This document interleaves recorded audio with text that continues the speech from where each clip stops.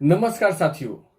हम सभी जानते हैं कि प्रत्येक व्यक्ति जो इस देश में रहता है उस देश का मालिक है। तो मालिक का क्या कर्तव्य बनता है? अगर इतना बड़ा देश का आप मालिक है तो मालिक का कुछ कर्तव्य बनता है। मालिक का कर्तव्य यही है जिसके लिए हमें संविधान में राइट भी मिला है, राइट टू इंफॉर्मेशन भी मिला है हमें, और राइट एंड ड्यूटी मिला है हमें।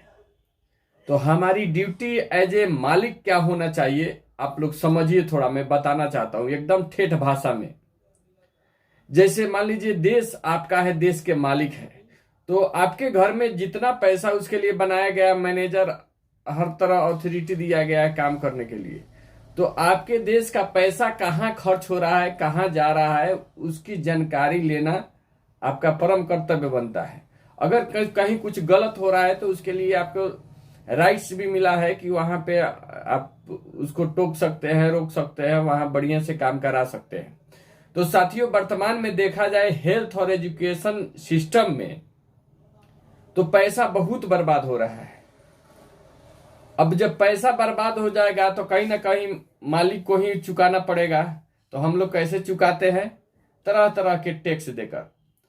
तो पैसा बर्बाद ना हो, उसका सही उपयोग हो, इसका काम कराना प्रत्येक व्यक्ति का परम कर्तव्य बनता है एज ए देश के मालिक। साथियों, आप सभी जानते होंगे कि टैक्स का बहुत सारा पैसा हेल्थ और एजुकेशन पे प्रत्येक साल खर्चा हो रहा है। फिर भी हम दावे के साथ कहते हैं कि कोई अगर अच्छा हेल्थ सुविधा लेना चाहे और अच्छा एजुकेशन की सुविधा लेना चाहता है तो वो बाहर जाता है। यानी आप समझ जाइए कि थोड़ा सा भी जिसको हेल्थ और एजुकेशन का समझ है वो बाहर से लेता है। तो सबसे पहला हम लोग का परम कर्तव्य बनता है कि हेल्थ और एजुकेशन सिस्टम पे सबसे ज्यादा, मैं इसी हेल्थ और एजुकेशन की क्यों बात कर रहा हूं, क्योंकि सबसे ज्यादा जरूरी चीज यही है। हर घर का सबसे ज्यादा पहले खर्चा होता है एजुकेशन पे, हेल्थ पे कभी भी खर्चा होता है। वो कोई नहीं रहता है, कभी जाता होता है, कभी कम होता है। स्वस्थ लोग रहे तो खर्चा भी नहीं करना पड़ता है। तो पहला काम होता है, किसी भी व्यक्ति के घर में पैसा आता है तो बच्चा को शिक्षित बनाना चाहता है। तो शिक्षा पे खर्चा, एक तरफ सरकारी स्कूल में हमारा सारा पैसा खर्चा हो जा रहा है। टीचर, अब बताइए 1.5 लाख 2 लाख अब बहाली हुआ है शिक्षकों का, उसका वेतन तो कहीं ना कहीं सरकार देगी, सरकार हम लोगों से लेकर देगी।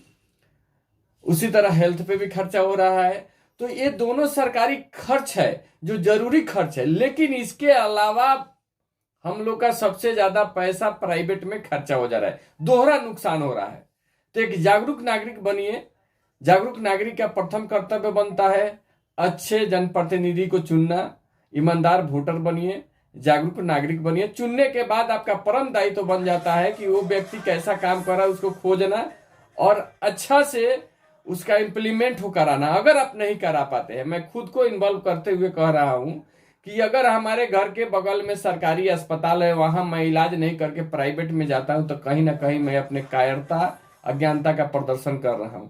अगर मेरे घर के बगल में सरकारी स्कूल है और अगर मेरा बच्चा बाहर पढ़ता है तो कहीं ना कहीं हम अपने आप को कमजोर समझ रहे हैं। इसलिए हमारा बच्चा बाहर जा रहा है पढ़ने के लिए, हम अपनी कायरता और कमजोरी को प्रदर्शित कर रहे हैं। तीसरा चीज है भ्रष्टाचार। अगर कहीं कुछ देने के लिए जरूरत पड़ता है तो समझिए आप बहुत कमजोर है, इसलिए भ्रष्टाचार दे रहे हैं। तो सबसे पहले आप लोग इस बात को समझिए और एकजुट होइए, आवाज उठाइए, शिक्षित बनिए, संगठित रहिए, संघर्ष कीजिए, तबे जाके संवैधानिक अधिकार आपको मिलेगा। जय हिंद, जय चंपारण।